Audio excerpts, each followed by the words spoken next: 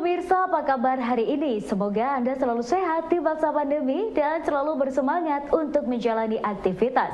Bagi pemirsa yang harus tetap bekerja di luar rumah, jangan lupa untuk menggunakan masker. Hari ini program Berita Newspoint hadir menjumpai Anda bersama saya Khairunisa. Selama 30 menit ke depan, Newspoint akan menyajikan berita terbaru seputar Universitas Brawijaya dan Malang Raya. Jangan kemana-mana, keep on our channel Newspoint.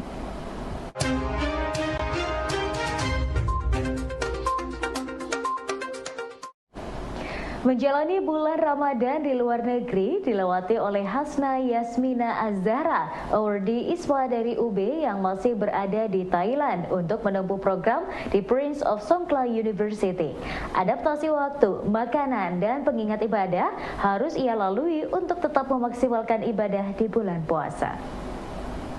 Sebenarnya kalau di sini tuh Ramadannya nggak terlalu kerasa kayak di Indonesia kan kita mayoritas muslim ya, jadi Ramadannya kerasa banget. Cuma kalau di sini even though, muslimnya tuh banyak, tapi tetap kita bukan mayoritas. Jadi suasananya sama aja kayak hari-hari biasa gitu. Jadi kayak ya daily life kita kayak gimana bedanya cuman sekarang kita sambil puasa, gitu aja sih. Terus kalau misalnya ditanya tentang perbedaannya apa sih gitu, walaupun ini ya, kayak tadi di sini kayak daily life, terus udah gitu, kalau di Indo kan kita gampang banget ya untuk dapat kayak tajil, makanan buka gitu-gitu. Kalau di sini kita harus sedikit, teliti, karena di sini kan nggak semuanya tulisannya halal ataupun kita bisa believe itu halal, percaya itu halal gitu kan. Jadi kita harus, lihat karena untuk, restoran-restoran atau toko makanan yang, apa ya, tulisannya ada halalnya tuh nggak terlalu banyak. Aku, siap alarm, jadi kayak biasanya kan kita kalau di Indo tuh, kita ada yang kayak sahur-sahuran ya, teriak dari luar rumah. Kalau di sini kita pakainya alarm biar kita bisa bangun untuk sahur, kayak gitu. Terus biasanya nih, aku download aplikasi, jadi aku tahu kapan azan maghrib, kayak gitu. Jadi nggak telat juga untuk misalnya buka gitu-gitu. Terus kalau untuk tarawih sih aku sendiri sholatnya sendiri, jadi kayak ya udah aku sholat kayak biasa cuman, ditambah dengan tarawih. Kalau di sini banyak banget makanan yang rasanya tuh memang dari awal udah asem gitu loh. Jadi, harus adjusting sama rasa asem di sini sih. Jadi aku nanya temenku nih beberapa, nah dia bilang kayak jus, jus tebu tuh di sini banyak banget yang jual. Itu kayak apa sih, terkenal banget kalau misalnya buat buka jus tebu, terus kayak, eee, apa, semangka-semangka gitu karena di sini kan lagi puasa tuh lagi panas-panasnya gitu. Jadi mereka kayak nyari yang dingin-dingin untuk buka kayak gitu. Terus kalau untuk takjilnya tuh mereka biasanya di sini belinya kayak samosa gitu, samosa atau biasanya di sini banyak banget katanya yang jual mie goreng selama bulan puasa. Beberapa hari yang lalu tuh kita anak-anak ISMA Thailand sini kita diajak buat bukber sama KRI. Nah kita bukber sama KRI tapi nggak cuma sama KRI doang, kita juga bukbernya bareng sama Permita. Jadi dia kayak apa ya, mahasiswa Indonesia yang di Songkla, terus ada juga perwakilan dari KBRI Bangkoknya sendiri. Kebetulan waktu bukber kemarin tuh makanannya makanan Indonesia, jadi kita kayak apa ya, temu kangen sama makanan Indonesia. Kemarin tuh ada kayak bakso, kolak pisang gitu-gitu, jadi kayak takjil dan makanan-makanan yang biasa dimakan di Indonesia yang kita udah lama nih nggak makan. Nah, untuk bukber kemarin sama KRI itu, kita makannya makanan Indonesia buat temu kangen gitu loh sama makanannya. Tahukah Anda bahwa olahraga panahan tradisional asal Keraton Jogja, Jemparingan, saat ini mulai diminati masyarakat? Olahraga ini memiliki banyak manfaat positif. Selain untuk melatih fokus, menyeimbangkan hati dan pikiran, Jemparingan juga memiliki nilai spiritual dan budaya. Hal ini disampaikan oleh pegiat Jemparingan Malang Raya, Wibi Mahardika. Jadi Jemparingan ini itu punya basic nilai spiritual, budaya maupun agama. Jadi jangkep ya, utuh, komprehensif gitu. Jadi basic nilai spiritualnya orang yang Jemparingan, kalau Jemparingan ini kan atau manah ini adalah dari kata manah itu artinya kan kondisi pikiran hati manusia, manah. Okay. Manah sai kang suci ya. Jadi dalam rangka secara spiritual adalah mengolah hati dan pikiran. Manah. Itu sebetulnya itu. Jadi orang yang selalu melakukan Jemparingan dengan benar, niat yang benar, proses yang benar, itu dalam rangka dia akan menata pikiran dan hatinya. agar senantiasa tenang, fokus, damai, gitu ya, dan gembira pastinya. Itu secara spiritual. Nah, kalau secara budaya, ini adalah kita melestarikan warisan budaya Nusantara, khususnya Jawa. Nah, Jemparingan ini dulu awalnya disiarkan oleh Sultan Hamengkubuwono I, pendiri Keraton Yogyakarta, yang menyarankan kepada para prajuritnya agar melakukan jemparingan bersama keluarga, begitu ya. Nah, ini warisan budaya luhur Nusantara, khususnya di tanah Jawa. Nah, kemudian kalau secara agama, khususnya yang Muslim, agama Islam, itu jelas ini dawuhnya Kanjeng Nabi.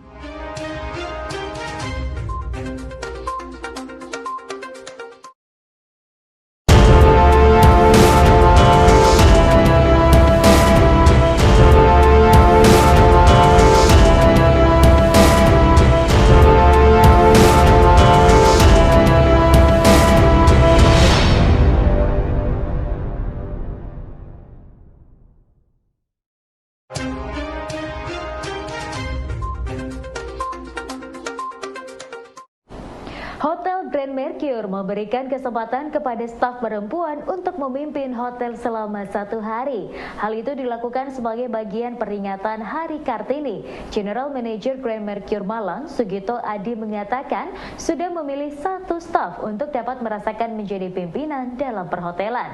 Staf bernama Nara tersebut melakukan aktivitas seperti pimpinan dengan memimpin rapat manajemen dan aktivitas lainnya. Ya, hari ini kami tim Grand Mercure Malang Wirama, terutama para wanita, karyawan-karyawan wanita saat ini lagi memperingati Hari Kartini, tepatnya tanggal 21 April 2022. Teman-teman wanita saat ini terpilih, ada satu namanya Mbak Nara di samping saya. Mbak Nara hari ini terpilih untuk mendampingi saya sebagai in-charge GM, General Manager pimpinan puncak di hotel ini untuk hari ini.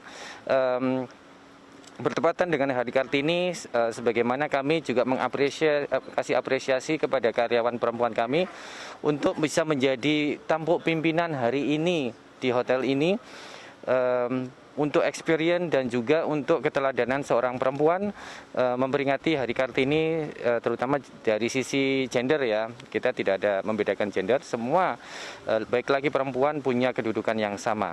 Nah, bertepatan dengan hari ini juga, tadi pagi sudah dimulai Bu Nara memimpin rapat manajemen mulai pagi tadi jam 8:30, yang sebelumnya juga sudah melakukan kegiatan yang dilakukan seorang pimpinan di hotel ini. Nah, keberadaan lahan kosong di sekitar bangunan hotel menjadi inspirasi bagi manajemen Hotel Grand Mercure Malang untuk memanfaatkan lahan tersebut untuk ditanami sayur-sayuran. Bambang Irawan, Housekeeping Manager hotel, mengatakan dirinya bersama tim mencoba menanam pohon yang menghasilkan seperti sayuran. Nah, kebetulan saya waktu incas di sini melihat potensi yang ada di sekitar sini sangat mendukung sekali. Eman kalau tidak dimanfaatkan area ini. Kebanyakan di beberapa hotel itu yang ditanam hanya pohon-pohon yang tidak menghasilkan. Nah, itu eman sekali. Akhirnya saya berpikir dengan tim, bagaimana caranya supaya area lahan ini bisa menghasilkan, intinya untuk bermanfaat untuk hotel dan juga lingkungan sekitar. Akhirnya kami dengan tim berusaha mencari benih. Kita awali dulu menanam tomat, tidak disangka-sangka kita menanam 1.000 tomat, dengan hasil rata-rata kita timbang sampai hasil akhir itu kurang lebih hampir 900 kilo yang kita dapatkan, dan itu dibagi-bagikan untuk tetangga sekitar hotel, dan juga dibuat fresh juice yang bisa dinikmati oleh tamu.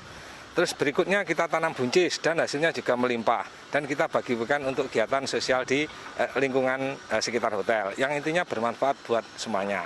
Terus kita tanam berikutnya adalah sawi dan hasilnya bisa dipakai untuk internal hotel sendiri. Jadi kita nggak banyak tergantung pada supplier atau mendatangkan dari lain, tapi bisa mengambil dari sini. Dan bahan-bahan itu semuanya, tanaman itu semuanya fresh dan organik, tidak menggunakan, mohon maaf, pupuk-pupuk pabrikan yang non-organik.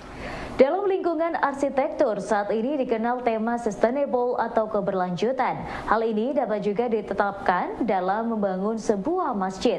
Sebagai tempat ibadah dan sarana pendidikan, maka bangunan masjid dapat mengadopsi tema sustainable dalam bentuk bangunannya.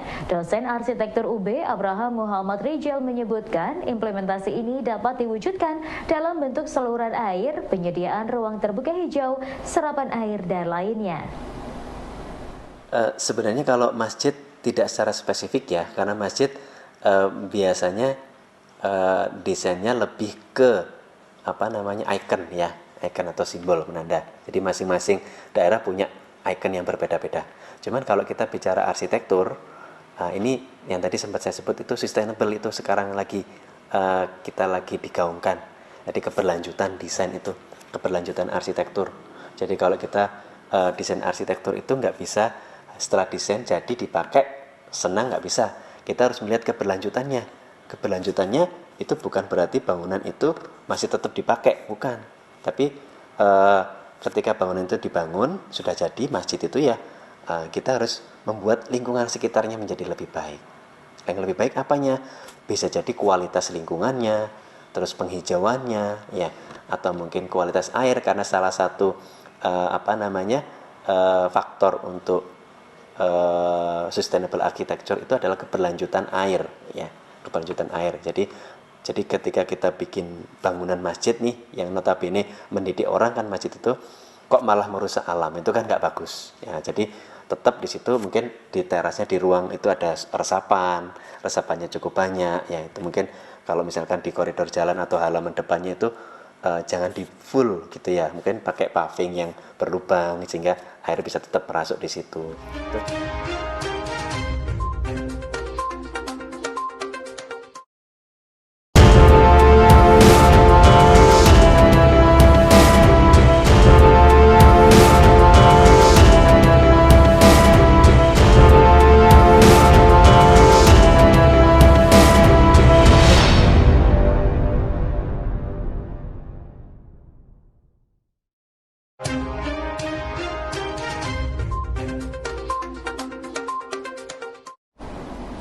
Dalam mendesain sebuah masjid, ada beberapa hal yang harus diperhatikan. Dosen arsitektur UB Abraham Muhammad Rijal mengatakan, desain masjid harus memperhatikan konteks pada saat pembangunan. Konteks ini penting agar bangunan masjid dapat sesuai dengan perkembangan masyarakat di sekitarnya. Jadi kalau untuk mendesain masjid, yang pertama kita harus pahami konteksnya dulu. Ya, konteksnya itu bisa konteks waktu. Ya, waktunya itu kapan? Kalau waktunya sekarang, ya desainnya harus mengikuti tren sekarang dong. Ya, jangan mengikuti tren masa lalu. Waktunya kapan? Itu yang pertama. Terus konteks yang kedua adalah konteks lingkungan sekitar. Kita mendesain di lingkungan apa? Itu harus kita pegang dulu. Jadi jangan kita misalkan mendesain di satu kelompok masyarakat yang sudah punya identitas tertentu, terus kita bikin identitas baru. Nah, itu kayaknya agak susah. Jadi perlu ada penyesuaian di situ, ya. Itu harus penyesuaian konteksnya dulu. Terus yang kedua kontennya, isinya. Kalau di kontennya berarti kan kita harus tahu nih kebutuhannya, kapasitasnya berapa, susunannya berapa, kebutuhan ruangnya apa saja yang perlu kita masukkan di situ. Ya, setelah konteks dan konten itu masuk, baru proses desainnya itu kita harus mencantumkan identitas di situ. Identitas masjidnya. Kalau misalkan kita mengangkat arsitektur lokal tadi, kita bisa mengangkat dari simbol. Ya, simbol apa sih yang selama ini kita kenal di situ ya? Simbol apa yang bisa kita pakai, yang kita bisa terapkan untuk kita bawa ke sini, misalkan. Atau kita bisa pakai kombinasi. Ada material lokal nih, misalkan batu bata, kan bagus juga. Ada desain masjid, bentuknya modern, ada bagian yang diekspos batu bata, kan menarik juga. Kalau kita melihat Masjid Raden Patah itu kan ya ada upaya untuk mengekspos batu bata itu, cuman bentuknya masih sudah ada upaya perubahan dari bentuk masa lalu ke sekarang ya, dengan ukurannya besar, biar ada bentuknya itu masih perpaduan yang lalu dan sekarang bentuknya sudah ada proses transformasi. Lingkungan di Indonesia yang beriklim tropis seharusnya menjadi salah satu pertimbangan ketika mendesain sebuah masjid. Kondisi musim penghujan dan musim kemarau dapat diakomodir dalam bentuk bangunan masjid. Abraham Muhammad Rijal, dosen arsitektur UB menjelaskan, desain masjid terutama atap memang sebaiknya dirancang untuk bisa menampung dan mengalirkan air hujan keluar masjid. Yang perlu diperhatikan lagi adalah kesesuaian dengan lingkungan, karena kita mendesain di area tropis nih. Kebanyakan kalau kita mendesain masjid, kalau kita referensinya dari Timur Tengah, itu kan masjid biasanya halamannya besar, terbuka, terus langsung ada gerbang masuk di situ ya. Kalau kita mendesain di daerah tropis, susah sekali seperti itu, karena tempias hujan itu sangat besar. Kalau ada tempias berarti kita melihat proses kayak arsitektur masjid tradisional kita. Kan selalu atapnya itu lebih lebar daripada terasnya. Atapnya selalu ada sosoran ke depan supaya apa? Hujan itu tidak sampai masuk. Karena kalau hujan masuk, kalau di dalam fikih agamanya itu kan bisa aja najis itu masuk ke dalam masjid. Jadi salah satu syarat sahnya sholat itu kan sucinya tempat, pakaian, dan hadas ya, badan itu ya. Jadi kalau tempatnya nggak suci, itu dikhawatirkan. Makanya dulu sangat hati-hati nih. Ya ada sosorannya itu. Sekarang itu di masjid modern itu yang miss itu agak di situ. Jadi bentuknya benar-benar modern. Lupa ini ada sosoran bahwa kita hujannya itu intensitasnya sangat tinggi, itu sering lupa. Sehingga tempias sering masuk kan gitu ya. Dari bawah memantul ke lantai masjid itu kan juga mempengaruhi masjid atau kesucian masjid. Menjadi seniman pada era digital saat ini tidak bisa berjalan sendiri, namun juga harus mampu menerima kemajuan teknologi dan berkolaborasi dengan dunia lain untuk dapat berkembang.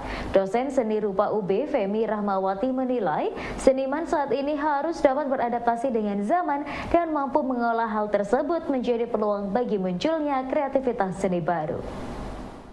Seniman sekarang gini Pak, kalau tidak bergumul dengan dunia akademisi, ini kadang jadi pembeda ya Pak. Seniman otodidak dengan akademisi itu terkadang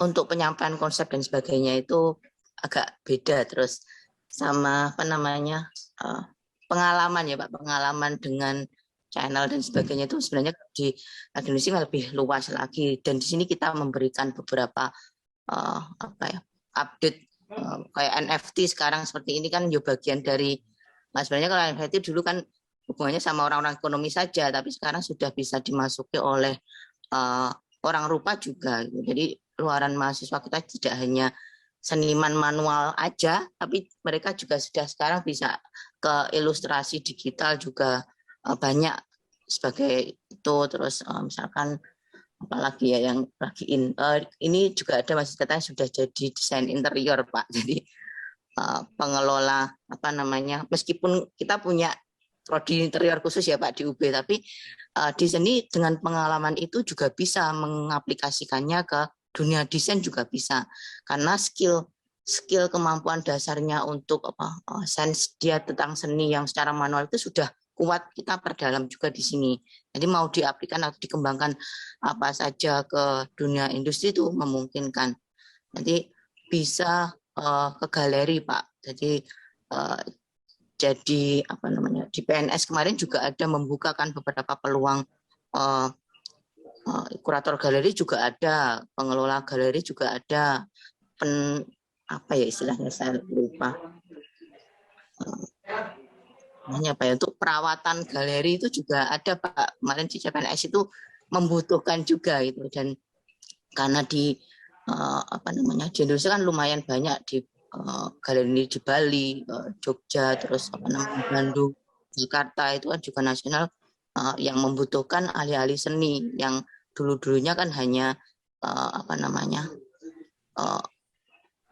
apa ya tukang-tukang biasa gitu, tapi yang beberapa tahun terakhir sudah banyak diterima yang khusus lulusan seni rupa gitu. Ya pemirsa, informasi Informasi tadi sekaligus menutup perjumpaan kita hari ini. Jangan lupa saksikan News Point setiap hari pukul 19.30 waktu Indonesia Barat hanya di UBTV, Televisi Pendidikan Universitas Brawijaya. Saya Khairunisa dan seluruh kru yang bertugas pamit undur diri. Tetap patuhi protokol kesehatan, wajib menggunakan masker. Terima kasih dan selamat beraktivitas.